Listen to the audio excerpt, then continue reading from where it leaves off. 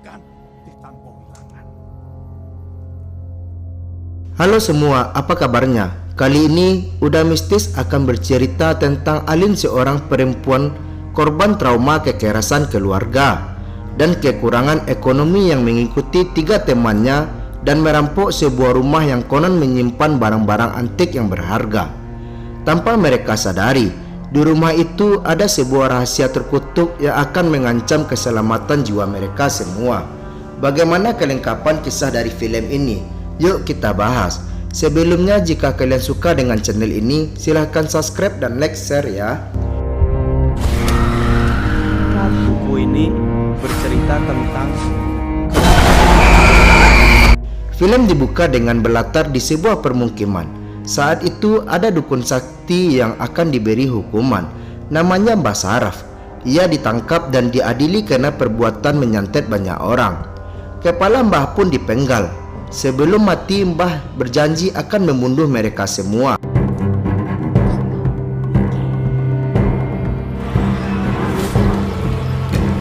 Dan film pun dimulai.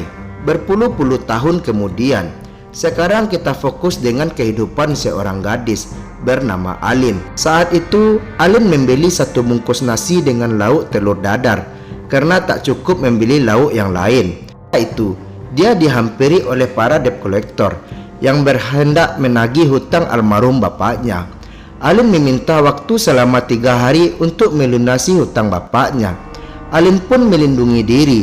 Ia pun memecahkan sebuah botol kaca karena sok kuat preman itu malah menggerakkan kepalanya, membuat lehernya seketika berdarah.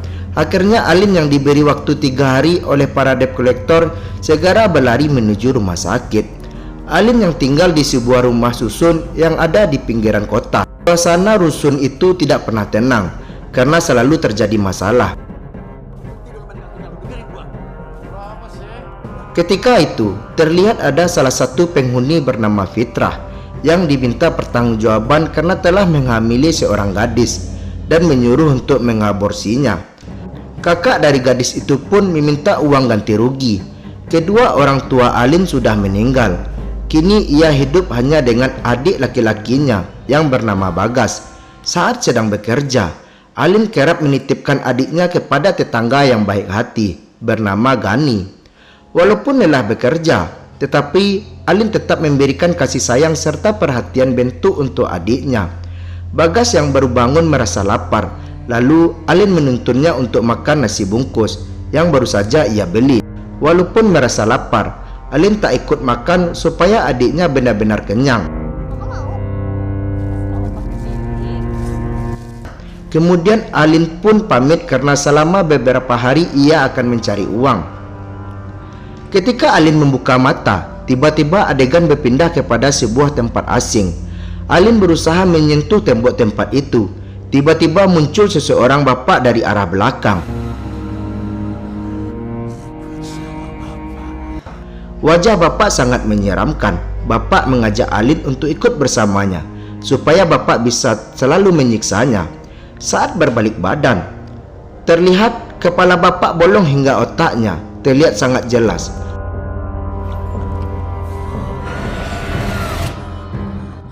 Ternyata itu semua hanyalah mimpi.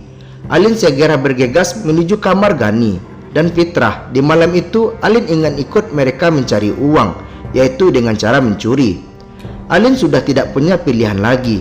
Itulah satu-satunya cara agar bisa mendapatkan uang dengan cepat. Mula-mulanya Fitrah menolak karena berpikir Alin hanya akan menyusahkan mereka. Begitu juga dengan Gani. Ia berkata kegiatan ini penuh risiko yang sangat besar, dan jika Alin butuh uang, Dani dapat meminjamkannya. Tetapi Alin tetap ingin ikut mencuri. Ia pun mengancam akan menyebarkan rekaman suara tentang ayubnya yang telah menghamili dan menyuruh seorang gadis untuk aborsi. Karena ancaman itu, akhirnya Alin memperbolehkan ikut bersama mereka. Di halaman rumah susun sudah ada sebuah mobil yang berparkir di sana. Mobil itulah yang akan mengantar mereka menuju lokasi pencurian. Di dalam mobil sudah ada seorang sopir yang ternyata adalah adik dari Fitrah. Lalu Alin menghapus rekaman suara Fitrah karena Alin tidak mau mencari masalah tentang mereka. Ia hanya sedang butuh uang. Ia harap ini adalah pertama dan terakhir kalinya ia ikut mencuri bersama mereka. Perjalanan pun dimulai. Sesampainya di lokasi, hari sudah berubah menjadi pagi. Mereka sudah sangat lama mengincar rumah itu. Selama ini mereka selalu melihat rumahnya kosong, tetapi entah mengapa di hari ini terdapat sebuah mobil parkir di sana. Dani meminta Fitrah agar tahan dulu karena takut tertangkap. Fitrah sebenarnya sudah tidak sabar ingin mencuri. Banyak hal yang harus ia biayai seperti uang pertanggungjawaban dan juga uang operasi jantungnya Zia. Fitrah yang kesal lalu berseteru dengan Gani. Melihat itu, dia segera keluar dari mobil. Kemudian dia berusaha mendamaikan mereka berdua. Dia berkata, tenang saja, mereka bisa menunggu sampai malam untuk merencanakan aksinya. Melihat itu, Alin bisa mengetahui bahwa mereka memang keluarga yang saling melengkapi satu sama lain. Saat sedang tidur, Alin mendapatkan penglihatan tentang kejadian yang akan terjadi jika ia masuk ke dalam rumah itu. Setelah terbangun, Alin melihat hari sudah mulai malam. Mobil di halaman rumah pun sudah pergi. Lalu mereka bersiap untuk mencuri. Zia segera memberikan HT kepada mereka untuk alat komunikasi sementara. Zia tidak akan ikut masuk dan tetap terjaga di dalam mobil. Zia tidak bisa kecapean karena punya penyakit jantung. Fitrah, Gani, dan Alin segera beraksi. Mereka pun naik memanjat pagar tinggi. Fitrah berusaha membobol pintu menggunakan kawat, tapi ternyata pintu rumahnya tidak terkunci.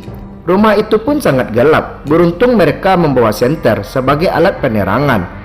Fitrah mulai membagi tugas. Ia meminta Gani dan Alin memeriksa semua ruangan di lantai bawah, sementara Fitrah sendiri akan ke lantai atas setelah itu.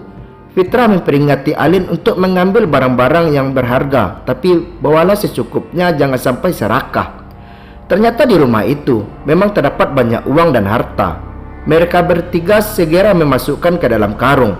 Hingga tiba saatnya pada jam 12 malam, keanehan dan kejanggalan mulai datang kepada mereka.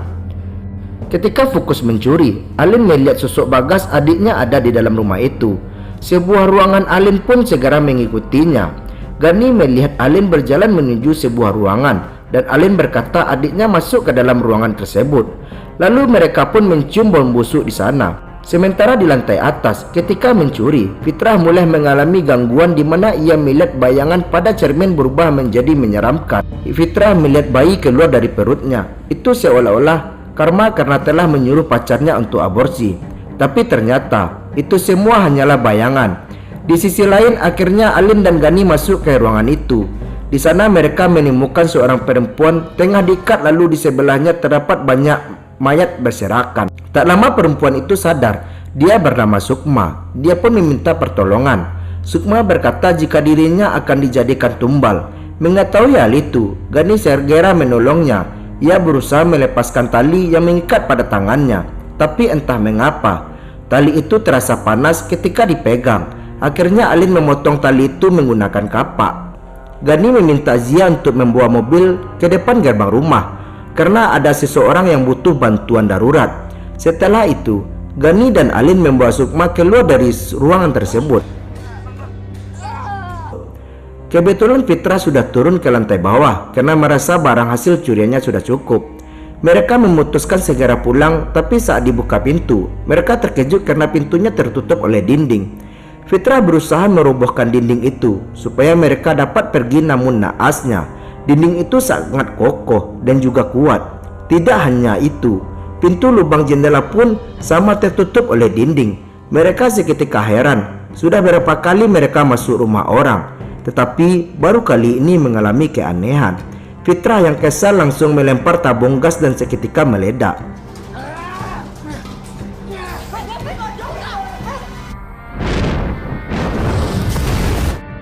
Namun sayangnya, mereka belum dapat keluar karena dinding itu sangat tebal. Fitrah dan Alin mencari jalan keluar lainnya, sementara Dani akan menjaga Sukma yang mana kondisinya sangat lemah dan memperhatikan. Saat sedang mencari jalan keluar, Fitrah dan Alin malah menemukan sebuah ruangan. Di ruangan itu terdapat pohon atau sisilah keluarga, di mana Sukma tertera di sana. Beruntung Fitrah mengerti bahasa aksara Jawa. ia membaca Sukma lahir pada weton Jumat Kliwon. Lalu Fitrah melihat ada suatu orang yang lahir pada weton Jumat Kliwon juga, yaitu leluhur Sukma yang bernama Citrasmi Paratrika. Di sisi lain, Dani melihat Sukma berkomat-kamit membaca mantra. Gani berusaha mendekati telinganya, kemudian mata Sukma berubah menjadi hitam. Lalu muncul cacing dari mulutnya, dan seketika itu masuk ke dalam telinga Gani. Setelah itu Dani menjadi halusinasi di mana ia melihat Fitrah, dan dia dan Alin sudah tewas dengan wajah dikerumuni oleh cacing. Melihat itu, Gani berteriak sampai-sampai teringat oleh Fitrah dan Alin. Di saat bersamaan, Alin pun melihat adiknya lagi berjalan di rumah itu, lalu mengikutinya. Fitrah kemudian datang menghampiri Dani, tapi di perlihatannya Gani melihat datang itu sosok Sukma, bukanlah Fitrah.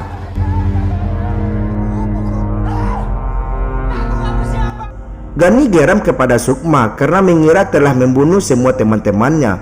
Lalu Gani menusuk tangan Sukma, padahal sebenarnya tangan Fitrah lah yang ditusuk olehnya. Gani terus menyerang Fitrah dengan sampai Fitrah kewalahan. Fitrah kemudian kabur berusaha menyelamatkan diri.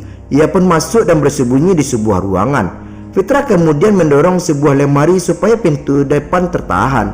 Naasnya, Fitrah terjatuh lalu seekor cacing muncul dari atas atap, langsung masuk ke dalam mulutnya.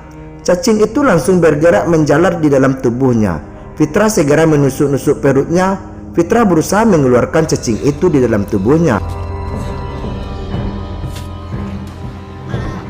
Saat Fitrah sedang berkelumuran darah, seketika semua cacing di atas atap langsung berjatuhan di tepat di wajah Fitrah. Di sisi lain, dia sudah menunggu mereka semua di gerbang rumah.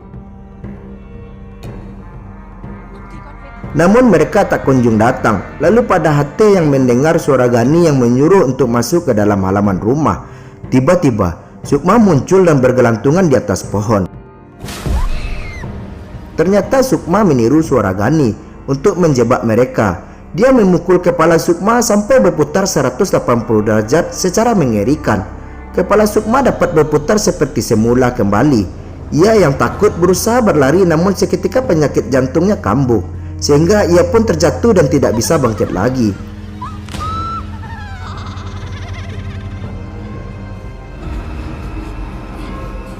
Sementara itu, Alin terus mengikuti langkah Bagas, adiknya, hingga ia sampai di sebuah ruangan yang penuh dengan patung. Di sana Bagas memberikan Alin sebuah koran di mana ada berita tentang kecelakaan maut di Tibet. Mungkin itulah kecelakaan yang menyebabkan bapaknya meninggal. Saat berbalik badan, tiba-tiba bapak Alin datang. Alin yang takut segera berlari keluar dari ruangan itu. Lalu tak lama ada orang yang memegang kepalanya, dan seketika Alin tidak sadarkan diri. Sesadarnya Alin melihat Dani pingsan. Lalu orang itu menguburkan garam pada mereka berdua, dan seketika cacing-cacing yang ada di tubuh mereka semua keluar. Orang itu bernama Urit Maheswara. Dia telah memusnahkan penggurutan dari tubuh kalian itu, berupa santet cacing yang dapat membuat korban menjadi gila. Jadi, maka dari itulah sejak tadi mereka halusinasi. Urit bertanya, apa tujuan mereka datang ke rumah ini? Akhirnya, Gani berkata jujur jika mereka sebenarnya adalah maling. Urit mengatakan, jika perempuan yang mereka bebaskan itu sangatlah berbahaya. Maksud Pak Urit adalah Sukma. Kemudian Pak Urit memberikan penglihatan kepada mereka berdua. Di zaman dulu ada seorang dukun sakti yang kepalanya dipenggal karena telah menyantet banyak orang. Namanya Citrasmi Paratrika, biasa disebut dengan bahasa Arab. Tetapi setelah kepalanya dipenggal, dukun itu masih hidup. Ia pun murka dan membalaskan dendamnya untuk membunuh semua manusia. Dan bahasa Arab memiliki kodam bernama Wajib. Berkat kodam itulah bahasa Arab sudah mati terpenggal tapi kepalanya masih hidup. Namun saat itu kepalanya ditusuk oleh keris cerna peteng, sehingga kodam Rejit tak dapat berkutik lagi. Kodam Rejit bisa bangkit lagi dengan tubuh dari keturunan bahasa Arab yang memiliki weton yang sama, yaitu Jumat Kliwon. Ratusan tahun pun berlalu hingga lahirnya Sukma ke dunia ini, keturunan bahasa Arab yang lahir pada Jumat Kliwon. Nah, saat pagi tadi, para keturunan bahasa Arab berusaha melakukan ritual untuk memasukkan kodam ringgit ke tubuh Sukma. Saat itu Pak Urip pun datang untuk menghentikan mereka semua. Pak Urip adalah keturunan darah biru, bupati kerajaan di masa lalu, sehingga bertugas menuntaskan kejahatan ilmu hitam sudah menjadi tugasnya. Pak Urip pun berhasil membunuh semua keturunan bahasa Arab, yang mana itu adalah bapak ibunya Sukma. Tetapi Sukma tidak dapat dibunuh begitu saja karena ternyata kodam jerit sudah masuk ke dalam tubuhnya, sehingga ia hanya bisa ditaklukkan oleh keris sirna peteng. Karena keris itu belum ada, akhirnya Pak Urip melumpuhkan tubuh Sukma untuk sementara waktu, lalu mengikatnya, tapi ujung-ujungnya Sukma pun malah dibebaskan oleh mereka berdua.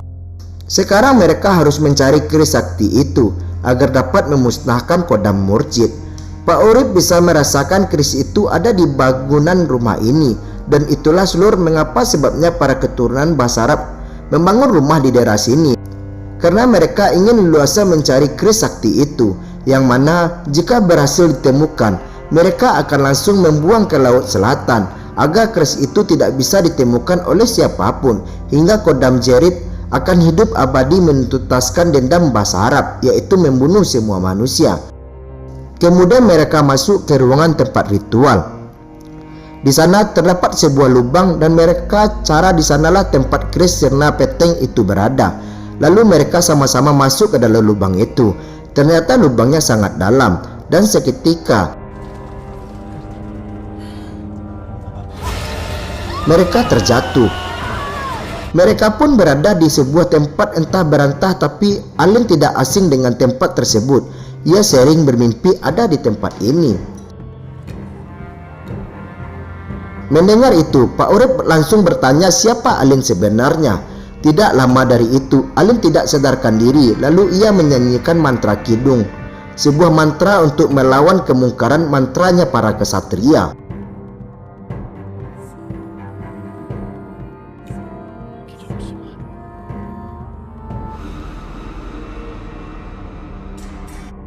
Akibat itu Sukma yang makan ayam hidup-hidup segera keluar dari kandang, lalu berteriak di tengah kegelapan malam.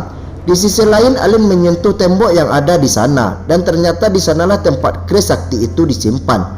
Ketika Alin membuka kerisnya, seketika semua dinding yang mengalami pintu keluar seketika hancur, dan mereka keluar terpental naik di dalam ruangan ritual kembali. Saat mereka melihat Sukma sudah ada di depan mereka, Sukma akan merebut keris itu dari Alin. Alin segera membungkus keris sakti menggunakan jaketnya. Kemudian Sukma segera menampakkan tangannya pada tanah, lalu mulai membacakan mantra. Seketika keluar banyak cacing dan merasuki tubuhnya, membuat Sukma semakin kuat. Pak Urip menyuruh Gani dan Alin untuk melompat dan berlari. Pak Urip menahan Sukma yang akan mengejar Alin, tapi sayangnya Sukma sudah kuat sehingga mampu mematahkan tangan Pak Urip. Sukma pun membangkitkan keluarganya yang telah mati. Sementara itu Gani dan Alin berusaha keluar dari rumah itu, tapi mereka tak berhasil membawa barang berharga apapun. Lalu mereka melihat dia tergeletak di halaman depan. Gani membantu Alin agar dapat memencet pagar. Setelah itu Gani menyuruh Alin pergi sementara. Gani akan tetap ada di sana berusaha mencari Fitrah yang masih terjebak di rumah itu, dan ia akan menyelamatkan jenazah.